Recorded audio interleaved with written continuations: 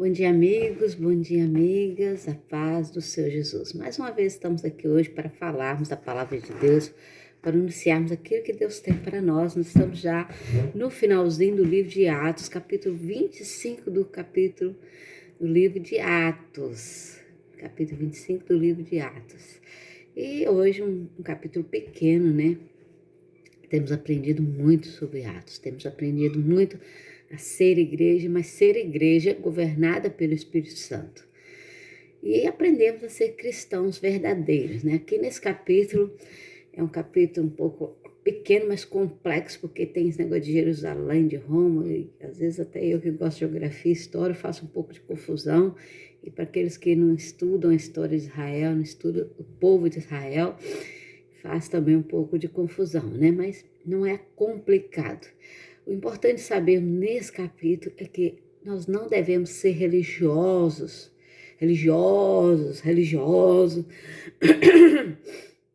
ir à igreja, de carregar a Bíblia, de mostrar que somos cristãos, só para inglês ver, como diz o ditado. Nós temos que ser, se formos para ser religiosos, que sejamos cristãos, autênticos, verdadeiros, e que estejamos dispostos a defender o Evangelho como Paulo estava disposto a defender o Evangelho. Então nós vemos aqui Festo, né, que foi perante Paulo, foi conversar com Paulo, né, foi com os judeus, com os chefes dos judeus ali da sinagoga, e eles pediram para transferir, né, pediram a Festo para que transferisse Paulo para Jerusalém, porque Paulo, lembra que Paulo estava em Jerusalém, pediu para ser julgado por César. Paulo, como cidadão romano, volta para cá, para Roma, né, para a Itália, e ali, agora Festo vai ao encontro de Paulo para saber o que estava sendo acusado, né, o povo queria que Paulo fosse transferido para matar Paulo no caminho, né, eles não podiam pegar Paulo lá dentro, mas podia pegar Paulo no caminho. Então, ali Paulo estava sendo muito bem guardado, né, porque eles eram um povo religioso que defendiam a lei de Moisés, então eles não podiam encontrar a lei, eles não podiam sair fora um milímetro, e isso eles são muito zelosos, né? Então aqui o povo pede para que Festo aconselhe Paulo e convença Paulo de que Paulo precisava voltar para Jerusalém para ser julgado. Eu vou só fechar ali um pouquinho que tá barulho, só um minutinho, que isso aqui hoje. Isso, quando tem trabalhadores aqui, peço desculpa, mas vamos continuar. Ao vivo tem dessas coisas. Então ali pede para que Paulo fosse julgado em Jerusalém, né? Paulo está preso em Cesareia e eu mesmo vou para lá em breve, né? Festo fala assim, ele está lá preso e eu vou para lá, né?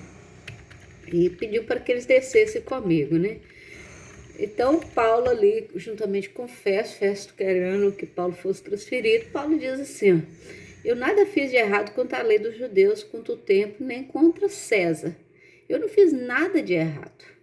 Eles não têm de que me acusar. E eu não quero ser julgado diante de uma lei que eu sou inocente, né?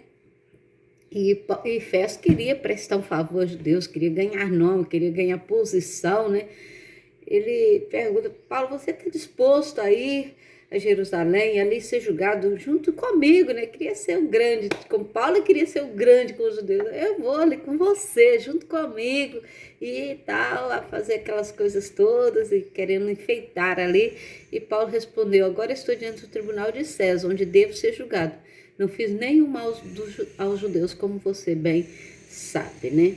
E depois de ter consultado os conselheiros, Festo declarou, você apelou para César e para César você será julgado, né, com César. E Festo aconselha agora com o rei Agripa. Lembra que nós já falamos do rei Agripa e sua esposa Berenice? Então o rei Agripa e Berenice chegaram ali a Cesareia para saudar, para cumprimentar, né, Festo. Eles estavam passando por ali alguns dias e Festo explicou o caso de Paulo ao rei Agripa e a sua esposa Berenice, né? E conta ali toda a história, como Paulo não quis ser transferido, por que Paulo tinha direito, porque era cidadão romano, nascido, e era cidadão judeu por lei. Paulo conhecia muito bem a lei. E hoje nós vemos que os missionários, os pastores, principalmente missionários, querem sair desbravando campos, querem ir para outros países, outras comunidades, e às vezes não conhecem a lei do país, e às vezes são mortos. Muitos missionários são mortos em outros países, porque não conhecem as leis do país, não conhecem a sua proteção como cidadão, né? Quando nós viajamos, eu nunca viajei como missionária, estou em Portugal, estou missionária em Portugal, na ilha de Porto Santo, mas nunca viajei em missão, né? Eu não sei, algumas igrejas que me convidam para pregar, nunca viajei mesmo em missão, espero um dia fazê-lo, mas o meu sonho era ir em missão em África, e como eu não pude, o Senhor mandou África para o Porto Santo. Hoje estamos aqui fazendo um trabalho missionário com 47 jovens, 48 jovens de São Tomé e Príncipe, e está sendo um trabalho bom, maravilhoso. Então, quando nós não podemos ir em algum lugar, o Senhor traz aquele lugar até nós, né? E quando nós vamos viajar, eu quando ia para Moçambique, há 2 anos atrás, antes da epidemia, eu iria para Moçambique, e veio a epidemia, e foi propósito de Deus que eu não fosse, graças a Deus, tudo tem o seu tempo correto, o tempo de acontecer. Então eu comecei a estudar as leis de Moçambique, o que podia acontecer, o que não podia acontecer. Então, quando nós vamos em missão, quando nós não somos daquele país, não temos aquela lei que nos guarda, que nos protege, nós temos que ler, entender os costumes daquele povo. Nós não podemos chegar ali, tipo, eu vou em missão à Índia, eu vou para missão em Índia. Chego em Índia, a primeira coisa que eu peço é um churrasco de picanha. Então eu vou estar ofendendo aquele povo. Se o povo não come carne de boi, eu não tenho que comer carne de boi. Se o povo, eu vou para Jerusalém, o povo não come carne de porco, eu não posso comer carne de porco, porque eu vou estar afrontando a religião desse povo, o costume e as leis desse povo. Então eu tenho que, se eu vou para a China e eles me servem rato, eu tenho que orar e comer rato. Eu, como missionária, se eu estou disposta a fazer a vontade de Deus, eu tenho que adequar dentro dos limites, claro, que não ofendendo a minha fé cristã, não ofendendo o cristianismo que eu vivo, eu tenho que seguir as leis, desde que seja lei, seja costume, eu tenho que seguir dentro dos parâmetros do cristianismo, porque eu não posso ali levantar a bandeira na Índia, olha, o boi é coisa sagrada de vocês, mas na minha religião a gente come boi, não posso, eu tenho que respeitar. Não é uma coisa que vai me fazer falta. Eu ficar sem comer carne de boi 1 mês, não vai me fazer diferença. Eu posso comer grão, que tem proteína. Você entendeu? Então, nós temos que seguir. Então, Paulo, ele era muito conhecedor da lei, era muito inteligente, e ele usava aquilo que os judeus tinham, que era a lei, que eles queriam obedecer à lei, ele usava a lei em seu favor próprio. Ele usava a lei em sua vida própria. Então, ali, ele conseguia contornar em muitos açoites, muitas prisões, principalmente açoites, né? Paulo era livre, porque coitado, aquele apanhou, acho que quando ele morreu, o corpo, se ele bebesse água, vazava, porque de tanto açoites que ele levou em favor das nossas vidas, em favor da sua vida, para que esse evangelho chegasse até nós, depois de 2000 anos quase, estamos aqui contando a história de Paulo, estamos aqui apegando nessa história para crescermos espiritualmente, para aprendermos daquilo que Deus tem feito sobre as nossas vidas, né? Então aqui o rei, aqui Festo fala para o rei Agripa tudo que estava acontecendo, né? E fala que a briga, a confusão toda que estava acontecendo era que Paulo estava defendendo Jesus, um homem que morreu e que ele dizia que estava vivo. Mas nós não temos como provar isso. Como é que nós vamos provar que alguém ressuscitou e foi para o céu? Se ele estivesse aqui no nosso meio, realmente, olha, nós vamos lá ver nos cadernos, foi condenado, foi morto na cruz. Agora, que ele não está vivo, como é que nós vamos provar? A não ser pela fé. A fé é o firme fundamento das coisas que não se veem e das coisas que se esperam. Então, a fé é a base da nossa credulidade. A fé é a base da nossa certeza de salvação. E nós sabemos que nós vamos para o céu. Então aqui eu confesso assim, não temos. Ele fala de um Jesus que morreu e de um Jesus que ressuscitou, que está vivo, mas que não está aqui. Você entendeu? Se fosse hoje, através da tecnologia, provavelmente, além dos guardas que eles tinham colocado ali no túmulo de Jesus, teria posto câmera. Hoje em dia as pessoas veem a vida de todo mundo através de câmera. Eu estou aqui e quem estiver me assistindo, seja hoje ou seja daqui 1 ano ou 10 anos, vão saber onde eu estava nesse momento. Eu estava ali no quarto, na lapeira, e tal, no Porto Santo, uma ilha lá no meio do Oceano Atlântico, porque a tecnologia, eu falei, vale, Paulo, você teve aqui? Não, você, como é que você fala que Jesus ressuscitou? Você não estava aqui, nesse dia você estava em tal lugar, você assim. Naquela época não havia, era palavra, né? A palavra valia muito, e a nossa palavra tem que continuar valendo muito. Eu falo que a minha palavra vale mais do que um documento escrito. Ontem mesmo uma pessoa me falou sobre isso. Havia uma conta, uma dívida que alguém tinha me pagado e pagou até adiantado por um trabalho que eu deveria fazer, e por causa da epidemia, 2 anos já se passaram e eu não fiz aquele trabalho por causa da epidemia. E fui convidada a fazer o mesmo trabalho, né? Eu sou massagista, terapeuta, e a pessoa falou assim, você vai cobrar? Eu falei, não, mas já passaram 2 anos, não interessa, eu já recebi por isso.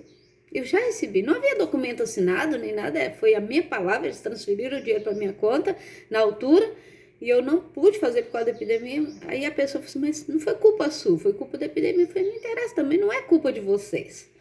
Vocês não tiveram trabalho e eu vou prestar esse trabalho sem receber, entre aspas, porque eu já recebi. Então a nossa palavra tem que valer muito. A minha palavra vale mais do que qualquer documento. A palavra diz, a Bíblia diz que a nossa palavra, a palavra do cristão, ela tem que ser sim, sim e não, não. Independente da circunstância. A sua palavra tem que valer muito. E a minha palavra vale muito, porque eu não cedo. Se eu falei, eu posso esquecer. A minha mente, eu não confio na minha mente, não. Mas na minha palavra eu confio. Quando nós falamos, por isso que a nossa oração, ela é feita de palavras. Eu levo meus olhos para o monte, de onde me virá o socorro? O meu socorro vem do Senhor, que fez os céus e fez a terra. Então, a nossa palavra é a nossa oração que sobe aos céus, seja em pensamentos, seja em linguística. Então, aqui, Paulo, né? Aqui o Festo, então o rei Agripa disse a Festo, eu também gostaria de ouvir esse homem. E ele respondeu, amanhã ouvirás. Depois de Festo contar tudo para o rei Agripa, pela Berenice, o rei Agripa queria falar com Paulo, queria conhecer, né? Ali o Paulo é levado até o rei Agripa com pompas e circunstâncias, aquela coisa toda, né? E o rei Agripa chega a uma conclusão que nada tem definido a respeito dele para escrever a sua majestade. Por isso eu trouxe diante dos senhores, especialmente diante de ti, rei Agripa, de forma que, feita esta investigação, eu tenha algo para escrever. Eu queria que rei Agripa desse ali a sentença, né? Porque não tinha nada para acusar. Paulo não ofendeu, Paulo não fez nada. Pois não me parece razoável enviar um preso sem especificar acusações contra ele. Então ali nós vamos ver amanhã o que é que vai acontecer, né? O rei Agripa estava ali também estava todo mundo sem razão, querendo achar um ponto, e nós devemos ter nossa vida em dias com o Senhor, nós devemos ter a nossa vida em dia com a sociedade, de que nada nós podemos ser acusados. Eu falo muito isso, falo assim, nós vivemos numa ilha pequena que todo mundo sabe a vida de todo mundo fala de todo mundo, é normal. No Brasil também, naquelas cidadezinhas pequenas, acontece, em Portugal continental, nas aldeias também acontece, todo mundo conhece todo mundo tem que comentar, mas eu falo assim, olha, se alguém falar de mim bem, ok, mas se alguém falar mal de mim, falam sem razão, porque eu não dou motivo para que ninguém fale mal de mim. Eu não sou a melhor pessoa do mundo, eu estou longe de ser, não sou perfeita, também estou longe de ser, mas eu digo sempre, se alguém falar mal de mim, falam sem razão, porque eu posso errar, mas inocentemente. Então essa é a nossa posição de servos, de cristão. Como Paulo disse, ninguém tem o que me acusar. Pela minha religião, por aquilo que eu creio, eu sou livre de acreditar e de crer em qualquer coisa. Mas em que eu creio num Deus vivo que ressuscitou para salvar a mim e para salvar você. E não esqueça, você é a impressão digital de Deus e Deus tem um chamado para a sua vida. Você precisa entrar no caminho que é Jesus. Amém? Vamos orar? Senhor Deus, nós oramos a Ti, pedindo a Tua bênção, a Tua graça sobre nós, derramando do Teu Santo Espírito sobre a Tua igreja, sobre todos aqueles que nos ouvem. Que sejamos audaciosos para anunciar a Tua palavra. Sejamos cristãos verdadeiros e não religiosos. Ó Pai, ajuda-nos debaixo das Tuas asas e nos dê proteção, nos dê vida eterna, em nome de Jesus. Até amanhã, se Deus quiser.